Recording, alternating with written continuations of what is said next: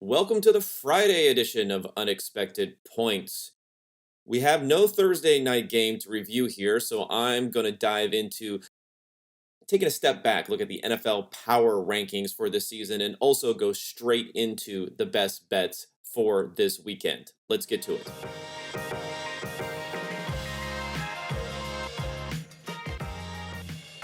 All right, thanks everybody for joining me. Again, I don't have my normal mic here, so hopefully we will not have the same audio issues that happened on the Tuesday show. But if we do, we do. I'll be back at you next week with better audio here, but it'll just be me talking. No Ben Brown for this one, and he'll be back, of course, on Tuesday. So hopefully that'll help have a little bit less Zoom issues, other things that are going on here. So just quickly, the layout for what we're going to do today. We're not going to talk Thursday night football because, of course, there was no Thursday night football. So it's kind of hard to talk about something that didn't happen. But what we are going to talk about is taking a step back. We get focused so much on the week by week for what's going on in the NFL. How a team looked last week, how a team's going to look this coming week for the different matchups. And I will talk about matchups and potential best bets a little bit later in the show. But what we really don't focus enough on, in my opinion, is a market and model-based perception of where the teams stand now going forward. Win-loss records dominate things. Various power rankings that you see out in the media sphere are dominated by win-loss records. The narratives change so quickly week to week. For instance, this week seems to be Joe Burrow is the best quarterback in the NFL, or at least close to, based upon what's happened over the last couple of weeks in his 500-yard game last week in this particular matchup against the Chiefs, where people want to pose whether or not you'd rather have him or you'd rather have Patrick Mahomes, which would have seemed like a ludicrous question only weeks ago. So we want to take a step back from that. And in order to do that, I'm going to have two main sources to take a look at what's happening now in the NFL. The first source is going to be the market. And the best place that I've found for trying to figure out what's going on in the market, and you've seen this popularized somewhat by a friend of the show, Ben Baldwin, who needs to get his name drop every single episode here, is what a website called Inpredictable, you check them out, stats.inpredictable.com. They have rankings for the NFL. And what they're doing is they are looking at the market. They're looking at what's available in terms of the spreads for this coming weekend and the spreads for next weekend to try to get and derive, working backwards, team strength. And those team strength numbers would be how good a team is in a neutral field, which is probably the best way of doing a power ranking. So a score differential that you would expect that team to have against an average team on a neutral field. So for instance, their number one ranking here is the Tampa Bay Buccaneers, and 8.4 is their point differential. So you would expect the Tampa Bay Buccaneers on a neutral field playing a perfectly average NFL team to win by, on average, to win by 8.4 points. That is their expectation. I derive a similar number for my numbers. I also have rankings. I also have the expected point differential there. And I wanted to use my numbers, use the market numbers, compare those, which I think will be interesting to see where I am off of the market or onto the market, what additional value I may provide, or what things I may be missing here. But even more so, before we get into that, getting into where the market, both the market and my numbers, differ from some public perception out there. I know you guys, smart audience, probably aren't buying in too heavily into the different narratives and the different swings on a week by week basis, but it still is good to know what's going on. So when you're hearing all of the noise, and there's a ton of noise in the NFL season on a week by week basis, you can block out the bad, take in the good. So hopefully this is some good information to block out some of the week by week stuff that you are hearing. Before I get into all of that analysis, I just want to quickly mention that we still have a 50% off, probably the best deal that you're going to find here on our top of the line elite subscription. So if you want access to all the different numbers we have, the green line betting tools, the grading, everything available at PFF for an elite subscription, 50% off right now. Locked article content, grading, props tool, best bets, everything else that we do here. That is available with the code ELITEUP. That's ELITEUP at PFF, 50% off on our top elite subscription. Okay, let's get into the talk here. So first, I want to talk about public perception versus markets and myself. So the three teams that I think are going to come up the most when looking at where the markets are lower, and I am also lower than public perception at this point. The three teams I'm going to point to now, and the Bengals are a new one in this one, but the Bengals are one, the Titans are definitely one, maybe the number one difference, and then the Packers also. I'm going to start with the Packers because they are probably the best team that there's a huge difference between market perception and public perception. If you look at different power rankings in the media right now, you'll often find the Packers at number one or close to number one at least. I doubt there are many, if any, that have them outside of the top three. And just going by the betting market numbers, so the numbers at Unpredictable right now, and there's no disagreement between those numbers and my numbers on their relative ranking this season. The Packers are sixth. So who are they behind in the rankings? Again, a team that's often ranked number one in power rankings. Who are they behind? Well, the Tampa Bay Buccaneers, according to the market. The Bucs, the Bills, the Chiefs, the Cowboys, and the Rams. And then the Packers are next. Now, there's some fluctuation between the Packers being fifth or sixth, with moving up or down with the Rams, but that's the way it stands right now. And the market has the Packers being 5.2 points better than an average team on a neutral field. Again, when we look at the other teams up here, Tampa Bay, who's number one, is 8.4 points. Buffalo, 7.4. KC, 6.9. Dallas, 6.4. So all of these teams more than a point better than the Packers, according to these market numbers. And the obvious question is why? Why is that the case? And I think that the simplest stat that you can point to is point differential. It's a meaningful stat, more meaningful than the record of a team, is just to straight up add up the points that a team has scored this year, subtract out the points that their opponents have scored this year, and that is your answer. Seems pretty simple. So for point differential this year, on a per game basis, the Packers have 3.9. They're positive 3.9 points per game, which is 11th. So even worse, much worse than their sixth ranking on this. And my adjusted numbers, and again, I do adjusted numbers on a game by game basis, and that powers a lot of my rankings that I'm going to talk about. The difference between the market and my rankings, that powers a lot of my rankings here, is going to make adjustments based upon outlier plays, turnovers that shouldn't have been turnovers, fumble recovery luck or the lack thereof, special teams luck or the lack thereof, and so on.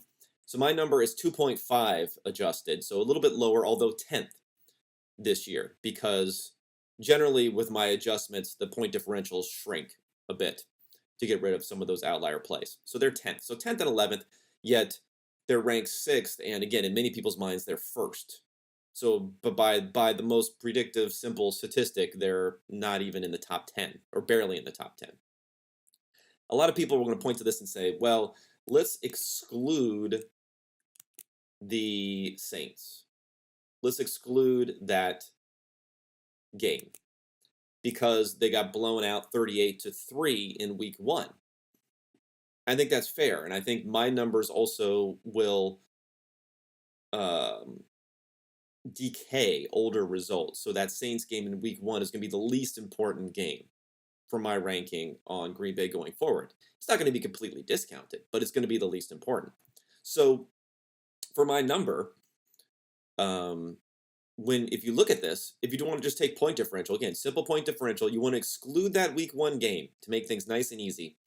They would move up from 3.9, a positive 3.9 points per game, up to 6.3 points per game, which would still make them seventh. So again, still not even as high as their sixth ranking, according to the markets and according to my numbers. So even if you exclude that Saints game, even if you want to pick this thing out of, well, let's get rid of the worst result, it still doesn't help nearly as much as you would think. So more numbers into the underlying problems with the Packers, or problems may be too strong of a word, but the underlying issues that have made them a good but not great team, or not as great of a team as people think this year.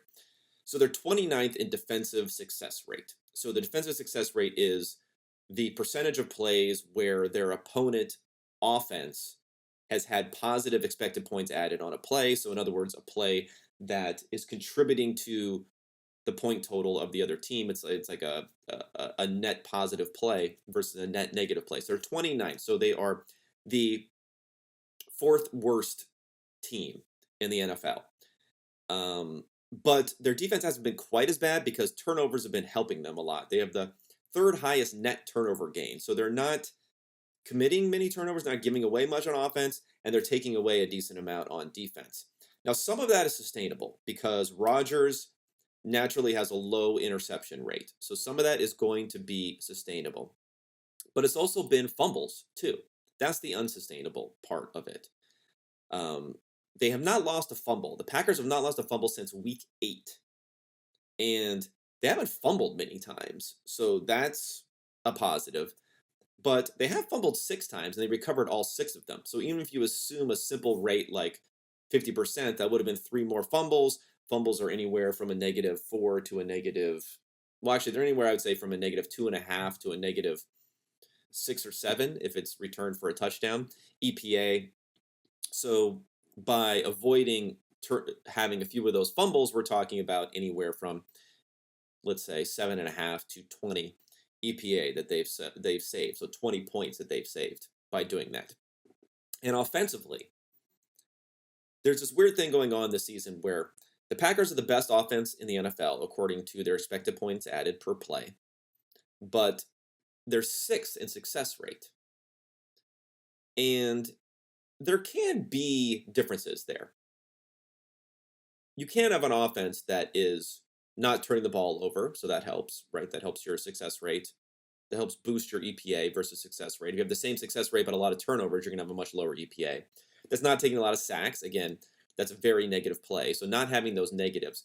But then they're also having a lot of positives this year. So you can have a divergence there. You can have an offense that outperforms. I think it's fair to say that Rodgers is probably a quarterback that gives you outperformance there. But the difference between 6th and 1st is pretty high. For instance, this Packers offense was 1st last season in offensive efficiency by EPA per play, but they were 2nd in success rate. So this is a much bigger divergence and probably a less sustainable divergence. And then if you want to look even further overarching, by how much of an advantage do the Packers have by having this great offense, this best offense in the NFL? Well, offense is down across the board in the NFL. So the juice that you're getting there, the differentials that you're getting versus other offenses, which are all kind of muted this year, is a little bit less than in prior seasons. In fact, if you look at the offensive efficiency per play for this Packers offense, especially the passing offense, while it's number 1 in the NFL, it's really would not compare to any prior season, would not be the number 1 offense in any prior season other than 2017, which was one of the worst offensive seasons, the worst offensive season that we've seen in recent memory in the NFL. So if you plop this offense and its efficiency into 2020, 2019, 2018, 16, 15, 14, so on, going back more than a decade, it would just not be the number 1 offense, even though it is the number 1 offense this year. So there's something a little bit different there. Let's get into another team. The Titans are going to be the other team that people are going to point to as being off in the rankings. Now, according to my numbers, they are not in the top 10. And I think when I left them out, I even tweeted out some top 10 numbers. Them being excluded got rankled some people from the fact that they have beaten some good teams. And we've seen them beat some good teams. Obviously, they went on a great stretch run against against the Chiefs, against the Bills, against the San Francisco 49ers, and so on and so forth. Now, they've also lost to the Jets. They also lost to the Texans. They've had some bad performances at the same time. So I think it's really weighing those two things against each other. You can't just say they're better than these good teams because they've beaten them when they've also been much worse against some other poor competition. So people are mad about them being outside the top 10. Well, according to the market right now, and again, they're fairly healthy, and I think this also goes to the Packers. The Packers are fairly healthy. I know the Packers can get some more players back, but it's not going to jolt them up from being a 6th ranking to a 1st ranking. And same thing with the Titans. If they get some players back, it might move them up some, but it's not going to necessarily get them into the top 10. They're 14th according to the markets right now, the betting markets, and they're 16th according to my rankings. You just look at the numbers. It's really easy if you want to just look at purely the next couple of weeks of betting markets. They're 3 to 3.5 point favorites, depending upon where you look, against the Dolphins this week. And the Dolphins are a team that is probably average-ish sort of NFL team right now. I have them as being a little bit better. The market has them being a little bit worse than average. And the Titans are only 10-point favorites on the road against Houston next week. Now, 10 points sounds like a lot, but Houston against quality competition has consistently been 11, well, more than 11. It's more like 13 to 15 point underdogs, and they're only 10-point underdogs here against the Titans. So the market's telling you something. They have A.J. Brown back. Maybe you say, oh, they're going to get Derrick Henry. They'll get Julio Jones, perhaps. They'll get some other guys. Maybe that stuff's going to happen. Maybe we're underrating them a bit. Maybe Tannehill won't be the turnover machine that we've seen him be in the second half of the season. But there still should be a lot of doubt there. Now, they do have a chance at that number 1 seed. If they can get that number 1 seed, that's when things flip all the way around. And I also think they're a good example of a divergence, and same with the Packers, a divergence between Super Bowl odds and team strength. They have much better Super Bowl odds, both the Packers and the Titans, than the strength of the teams because their records are better than how they perform this year. And those records will give them a better chance of getting a bye week, a better chance of getting a home game, a better chance of getting a worse opponent in the playoffs, which then helps their Super Bowl chances. Okay, and the last team I want to talk about is the Bengals. Everyone seems to be on the Bengals right now. Everyone's going nuts over Burrow. And they're 13th according to the market, 15th according to my ranking. So almost smack in the middle. I mean, 16th and 17th are smack in the middle of the NFL. So almost there.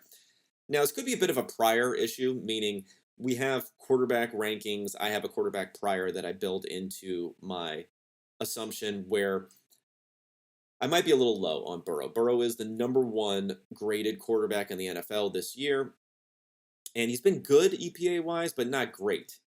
That's the thing. He's more like top 10-ish versus number 1 in grading. So I'm going to weigh a little bit more towards the EPA than towards the grade. And another issue with that is that he's taken a lot of sacks. So again, that hurts the offensive efficiency of the team. They're 10th in their drop back EPA, their EPA per drop back. Again, not close to the first grading that Burrow has this year. And they're 26th running the ball in their efficiency. So they're really poor running the ball, and they've been a team that has run the ball probably too much. They've probably been running the ball too much this year. So if they flip that around too, that could juice up their offense and could get them going. But the bigger picture is they basically have a good, not great offense, and they have a middling defense. So that's how they end up in the middle of the rankings versus others who will have them up higher because they look like they're on the verge of winning that division title. Okay, let's get to the biggest differences between my rankings and the market. So let's start off. I haven't gone through all of the different rankings here that you want to hear for what the market has. I think that's important. So we talked about Tampa Bay, Buffalo, Kansas City, and Dallas, the top 4. Then, if you look at it, though, they kind of have a tier between Tampa Bay and Buffalo, and so do I. And then going after that, we're pretty much in agreement there. My rankings have Dallas as being fifth instead of fourth, and the Rams being fourth instead of fifth, but basically close. Then Green Bay is next. I also have Green Bay at sixth. Seventh, New England, according to the market. Ninth, according to my numbers. So I'm a bit lower on the Patriots than the market. Seventh versus ninth. Let's talk about that really quickly. People might think seventh is too low. The market rate is too low. But, they're 14th in their success rate offensively. They're 10th defensively. Now, their EPA per play defensively has been really, really good because they're a top 3 team in turnover value gained on defense. And they're also a top 3 team in opponents' third or fourth down conversions under expectation. Those are 2 huge drivers that have some stickiness over the course of a season, but on a game-by-game basis, and even over the course of the season, don't have a lot of stickiness for turnovers.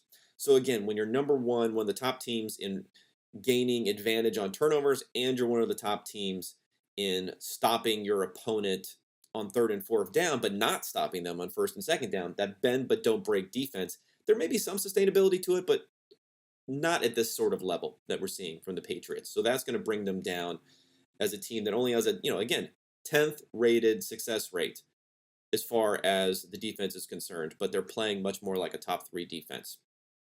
And the score differential, they have an 8.5 point score differential, so a pretty high score differential. My adjusted scores is only 1.7 points, so they're much lower on that measure, lower than almost a bigger differential than almost any team as far as the difference between those two, and that's why my numbers drag them down a bit. But again, 9th versus 7th isn't the biggest deal, but the market has them as being about 4.4 points better than your average team. I have it at 2.8 points, so a little bit lower. But then again, I'm a little bit lower on a lot of these good teams.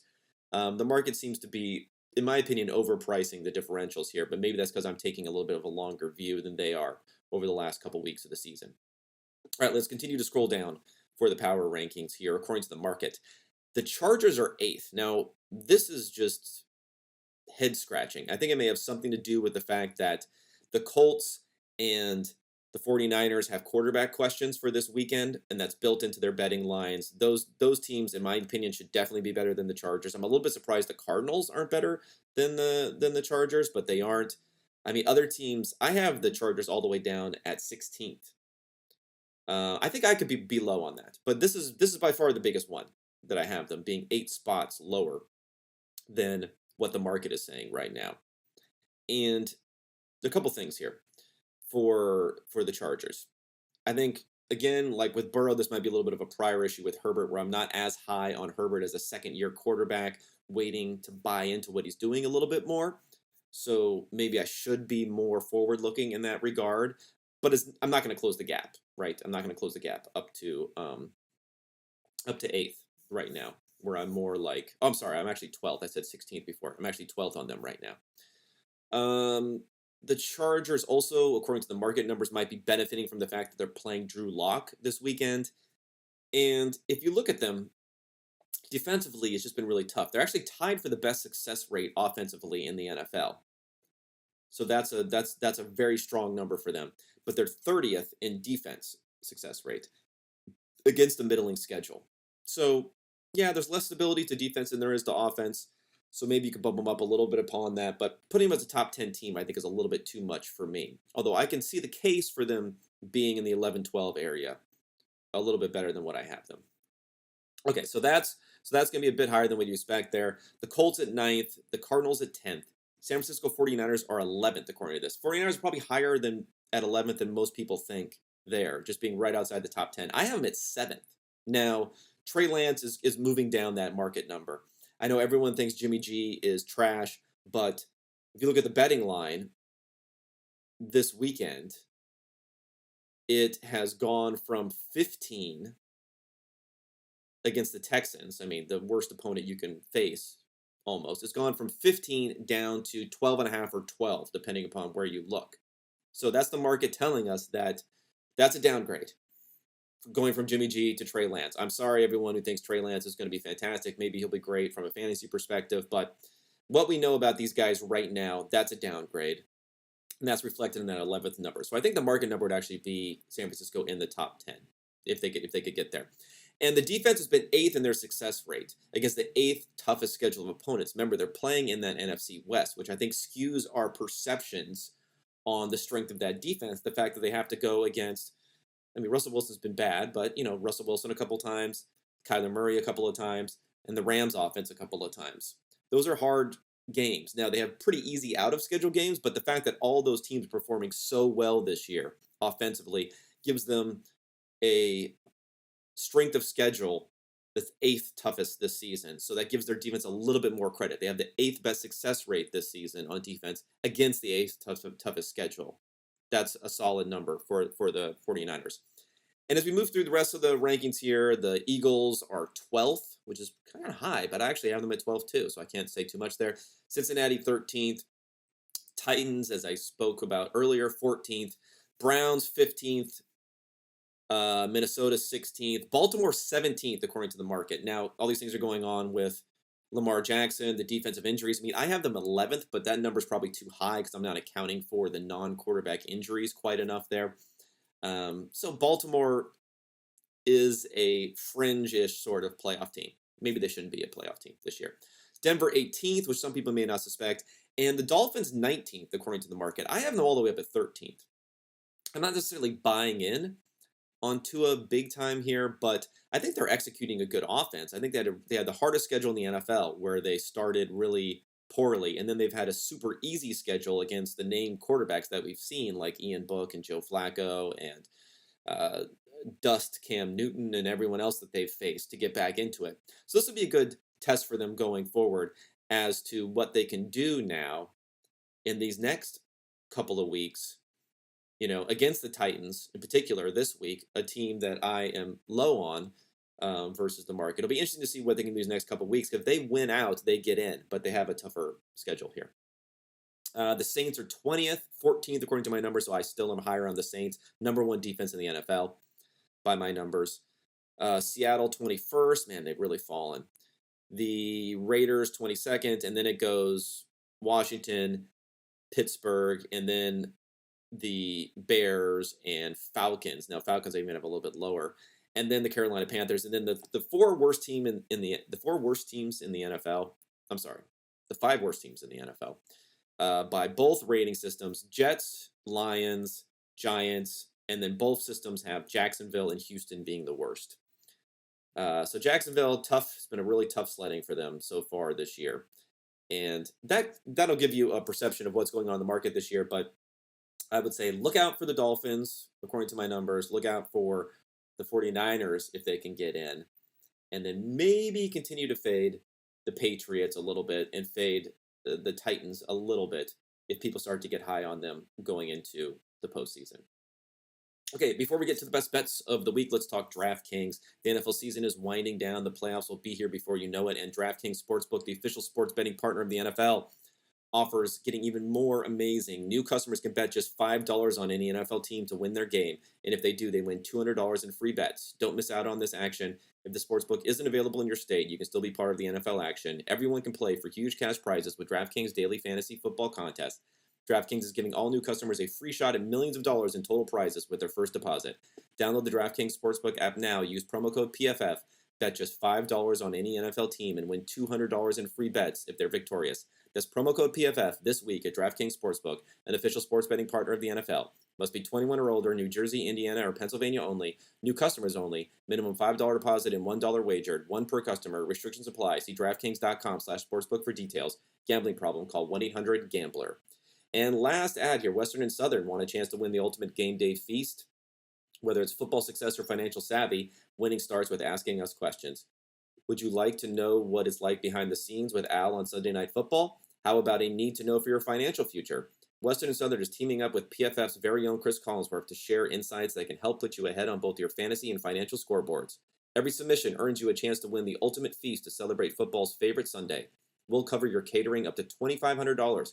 Coordinate your order from the restaurant near you and have it delivered on February 13th, 2020. And don't forget to check out the Chris Collinsworth podcast and the Western and Southern's Instagram page for more answers to the best questions. Submit your questions at westernsouthern.com/askchris. One more time, that's westernsouthern.com/askchris. If you're watching on YouTube, check out the link in the description below. Remember, with Western and Southern, you can rest assured on game day. Okay, let's get to my numbers here.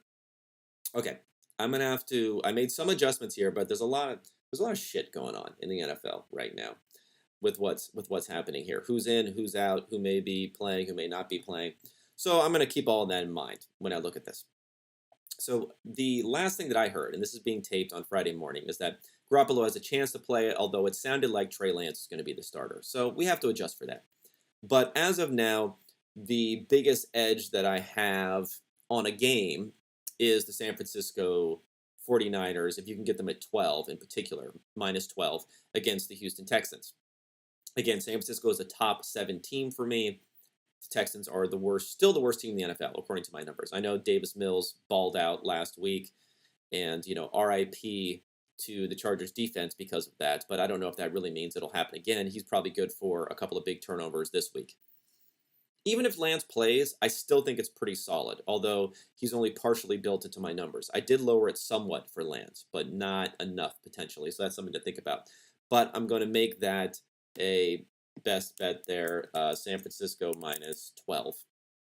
Okay, next number, and God, I just hate this, but hey, the numbers don't lie. I'm very low on the Steelers, like extremely low on the Steelers. Yet I have them as being should be more like a pick'em in this game against the Browns than what the numbers are saying here, and that is Browns minus 3.5. So if you can still get them plus 3.5, it looks like you can at DraftKings at minus 110. Steelers plus 3.5 would be one of my top bets here. There's nothing to say about this because I can't make a case for Ben Roethlisberger. I mean, it is at home. It is his last game. I'm not going down narrative street with all this stuff there. But it's just the Browns have been very, very poor recently. They've really fallen off a cliff, especially their running game efficiency. Now, I know they had a good running game efficiency against the Packers, but it hasn't been as consistent as you would have liked. They've had a lot of missing pieces. I know they've had a lot of COVID stuff going here, so perhaps you can pump them back. But if you were getting, the hook there at 3.5, I would lay off of this. But at 3.5, I think it's a little bit too juicy to pass up with a defense that can give Baker Mayfield problems, especially on the road. Okay, the next best bet here, and I might pass on this one, would be the Jacksonville Jaguars plus 16.5. They got a lot of COVID issues going on here that are not fully priced into my numbers. So just so you know, if you're interested in that one, I have it more like 13.5. So that would be a decent difference there. It's just a lot of points for the Patriots offense that is probably going to be very content grinding things out. Although they did pile on the points against the Jets this year, I don't think it's one of those situations. I don't know if Bill Belichick has as much hatred for the Jaguars as he does for the Jets. So I don't think he'll necessarily crush them like he has in the past. And then the last number here is the Bengals plus 5. Let's see if we can get a better number on that. It's down to 4.5 a lot of places. So yeah, no, not a lot of places. In 2 places, it's down to 4.5. So I would say Bengals plus 5. You can still get that at BetMGM, at PointsBet, at Bet365, at other places. You can get that at minus 110 plus 5. Again, I said that the market's pretty low on the Bengals. So I think a lot of people are probably looking at this and scratching their head with this talk about potentially Joe Burrow being his equal or similar type of quarterback to Patrick Mahomes, which is of course absurd, but it's reflected in the line. They're a 5-point underdog at home against the Chiefs. Now, the Chiefs' offense looks like it's coming back a bit, but I'm not fully sold on the sustainability of that.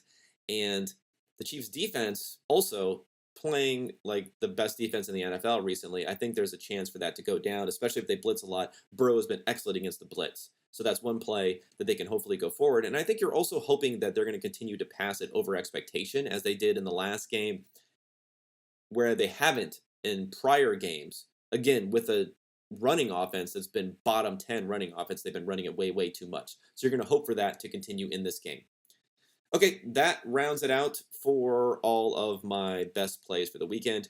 Have a good ending to what hopefully was a holiday week for you guys, and I'll be coming back at you with my regular mic on Tuesday, and Ben Brown to review all of the weekend's action. In the meantime, rate and review the pod. And otherwise, I'll be talking to you next week. Thanks so much.